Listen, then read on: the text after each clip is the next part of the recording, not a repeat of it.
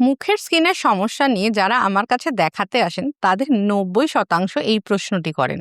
আমি অমুককে চিনি যে স্কিনের একদম যত্ন করে না, সানস্ক্রিন লাগায় না, উল্টো পাল্টা খায়, কিন্তু ওর স্কিন সবসময় পরিষ্কার থাকে। আর আমি এত যত্ন করি, প্রোডাক্ট ইউজ করি, খাবার দাবার খেয়াল রাখি, রোদ এড়িয়ে চলি, তাও আমার স্কিনে পিগমেন্টেশন, ব্রণ, মেচেতা এই জাতীয় সমস্যা ফিরে ফিরে আসছে কেন? এটা কি শুধুই গুড লাক, নাকি এর পিছনে লুকিয়ে আছে কোনো সত্যিকারের বিজ্ঞান? আজ আমরা কথা বলবো আমাদের ত্বকের ভালো থাকার সিক্রেট কোড নিয়ে। আর জানবো জন্মগতভাবে আপনার ত্বক খুব ভালো না হলেও আপনি কিভাবে সুন্দর ত্বকের অধিকারী হতে পারেন। দুঃখের কথা, প্রথমেই আলোচনা করতে হবে জেনেটিক্সের কথা, যেটি আপনার বা আমার কারুরই হাতে নেই। আমাদের গায়ের রং থেকে শুরু করে আমরা কতটা ট্যান হব এবং আমাদের স্কিনে কতটা তেল বেরোবে, আমাদের ব্রণ হবে কিনা, এগুলি অনেকাংশে ডিসাইড করে আমাদের জিন। এটিকে জেনেটিক লটারিও বলতে পারেন। অনেকের ফ্যামিলিতেই সুন্দর স্কিনের জিন লুকিয়ে আছে, কেউ কেউ বা প্রকৃতির খেয়ালে এই ধরনের মিউটেশন নিয়ে জন্মান। স্কিন ব্যারিয়ার অর্থাৎ সেই প্রোটেক্টিভ ব্যারিয়ার যেটি আমাদের ত্বকের উপরের স্তরে থাকে এবং আমাদের ত্বককে বিভিন্ন ধরনের সমস্যা থেকে বাঁচিয়ে রাখে। যাদের জিনগতভাবে এই ব্যারিয়ার বা দেয়াল খুব মজবুত, তাদের ত্বক আর্দ্রতাও ভালো বজায় রাখতে পারে এবং বাইরের পলিউশন, ব্যাকটেরিয়া ইত্যাদিকেও ত্বকের মধ্যে ঢোকা থেকে রুখে দেয়। এদের স্কিনে ফ্যাটি অ্যাসিড, কোলেস্টেরল ইত্যাদি খুব ভালোভাবে তৈরি হয় এবং ত্বক কোষের গাঁথনিও থাকে খুবই মজবুত। তারপরে আসে সিবাম বা অয়েল প্রোডাকশন। কার ত্বক কতখানি তৈলাক্ত হবে, কার ত্বকে কতখানি তেল প্রডিউস হবে, এটাও সাধারণত জিনগতভাবেই ডিসাইড হয়। যাদের ত্বকে তেল কম উৎপন্ন হয় তাদের সাধারণত ব্রণ বা ওপেন পোরসের সমস্যা একটু কম থাকে, কারণ অয়েল গ্ল্যান্ডগুলি সাইজে ছোট হয়। উল্টো দিকে যাদের ত্বকে বেশি তেল তৈরি হয়, ত্বক সবসময় তৈলাক্ত হয়ে থাকে, তাদের স্কিনের রিঙ্কলস পরবর্তীকালে কম পড়ে। এরপরে হচ্ছে মেলানিনের কথা।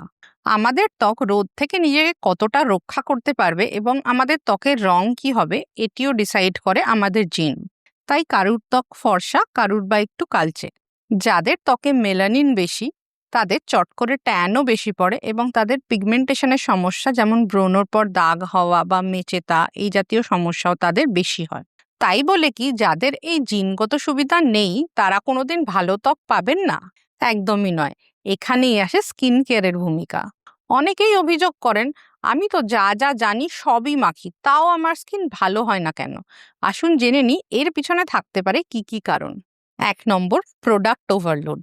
আজকাল অনেকেই সোশ্যাল মিডিয়া অ্যাডভার্টাইজমেন্ট দেখে বা লোকের পরামর্শ শুনে একসাথে 4-5 রকমের সিরাম এবং স্কিন কেয়ার প্রোডাক্ট ব্যবহার করা শুরু করেন। বিভিন্ন ধরনের অ্যাক্টিভ ইনগ্রিডিয়েন্ট এবং অ্যাসিড একসাথে ব্যবহার করলে ত্বকের ব্যারিয়ার নষ্ট হয়ে ত্বক ইরিটেটেড হয়ে যেতে পারে। ত্বককে রিকভার করার সময় দেওয়ার জন্য সবসময় একটি করে প্রোডাক্ট শুরু করবেন এবং তার সাথে বেসিক স্কিন কেয়ার যত্ন করে ভালো করে করবেন। 2 নম্বর, নিজের স্কিন টাইপ না বোঝা। আপনার বন্ধু যে ক্রিম মেখে উপকার পেয়েছে সেটি কিন্তু আপনার স্কিনের জন্য ক্ষতিকরও হতে পারে। স্কিন টাইপ, ব্যারিয়ার, কোয়ালিটি, আপনার স্কিনের সমস্যা, আপনার লাইফস্টাইল, আপনার বয়স এসবগুলি দেখেই স্কিন কেয়ার প্রোডাক্ট ডিসাইড করা উচিত। ডার্মাটোলজিস্টের পরামর্শ নিতে পারেন। মনে রাখবেন, চেক করা সত্ত্বেও কিন্তু কোনো প্রোডাক্ট কারুর স্যুট নাও করতে পারে, সেক্ষেত্রে সেটি পরিবর্তন করা দরকার। জোর করে সেটি ব্যবহার করার চেষ্টা করবেন না।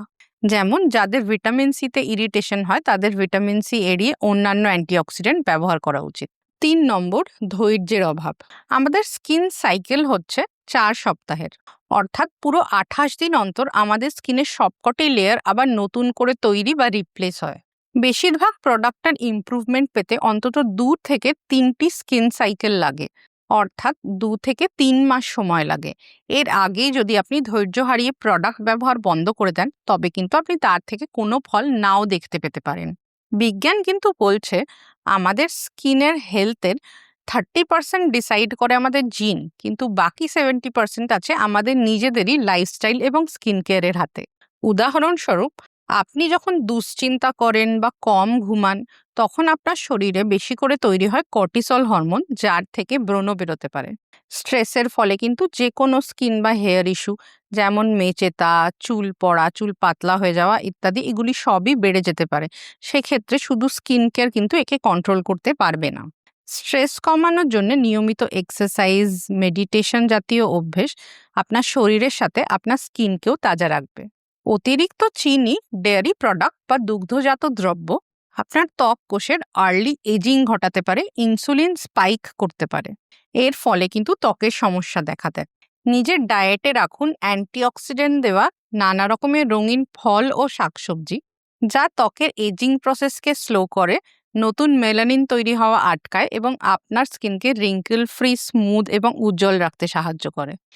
এর সাথে স্কিনের অন্তত 50% সমস্যার পিছনে কিন্তু আছে আল্ট্রাভায়োলেট রশ্মি বা সূর্যরশ্মির হাত। আল্ট্রাভায়োলেট এক্সপোজার রিঙ্কেল বা বলিরেখা পড়া, পিগমেন্টেশন, এমনকি ব্রণকেও বাড়িয়ে দিতে পারে। যদি আপনি জেনেটিক্যালি ব্লেসড না হন, তবে কিন্তু স্কিন কেয়ারে আপনার বেস্ট ফ্রেন্ড বানিয়ে নিতে হবে আপনার সানস্ক্রিনকেই। এর সাথে মনে রাখতে হবে আর একটা ব্যাপার, 20-25 বছর বয়স অবধি কিন্তু আমাদের ত্বক নিজেই নিজেকে অনেকখানি রিপেয়ার করে রাখে এবং সামলে রাখতে পারে। এই সময় পিগমেন্টেশন কম পড়ে এবং অন্য কোনো সমস্যা হলো স্কিন তার থেকে নিজে নিজেই স্বাভাবিকভাবে তাড়াতাড়ি সেরে ওঠে। বয়স বাড়লে কিন্তু ত্বকের এই অ্যাডাপ্টেবিলিটি কমে যায়, ত্বকের সমস্যা সারতে বেশি দেরি লাগে। তখন কিন্তু আপনাকে বাইরে থেকে ত্বকের বেশি করে যত্ন নিয়ে ত্বকের সারানো ঠিক রাখতে হবে। তবে মনে রাখবেন, তাই বলে টিন এজে সানস্ক্রিন ছাড়া কিন্তু ঘোরা যাবে না। মেচেতা, ডার্মাল মেলানোসিস জাতীয় কিছু স্টাবার্ন পিগমেন্টেশনের সমস্যার শিকড় কিন্তু এই সময়ই গাড়ে। অর্থাৎ আপনার টিন এজের যে সান এক্সপোজার হয়েছে তার জন্য আপনার বেশি বয়সে বিভিন্ন ধরনের পিগমেন্টেশন সমস্যা দেখা দিতে পারে। তাই জন্য কম বয়স থেকেই ব্যবহার করতে হবে নিয়মিত সানস্ক্রিন। এর সঙ্গে খেয়াল রাখবেন, প্রাকৃতিকভাবে ত্বক যদি ভালো না হয়, তবে আপনি নিজের ত্বককে ব্যাক টু বেসিক পদ্ধতিতে সবচেয়ে ভালো রিকভার করতে পারবেন। একটি জেন্টল ক্লেনজার ব্যবহার করবেন, ত্বকের টাইপ অনুযায়ী সঠিক ময়েশ্চারাইজার ব্যবহার করবেন। মনে রাখবেন, অয়েলি স্কিনেও কিন্তু হালকা ময়েশ্চারাইজারের প্রয়োজন। প্রতিদিন দিনের বেলা সানস্ক্রিন ব্যবহার করবেন, ঘরের ভিতরে থাকুন বা বাইরে। স্ক্রিন এক্সপোজার, ল্যাপটপের সামনে কাজ করলেও সানস্ক্রিন ব্যবহার করতে হবে।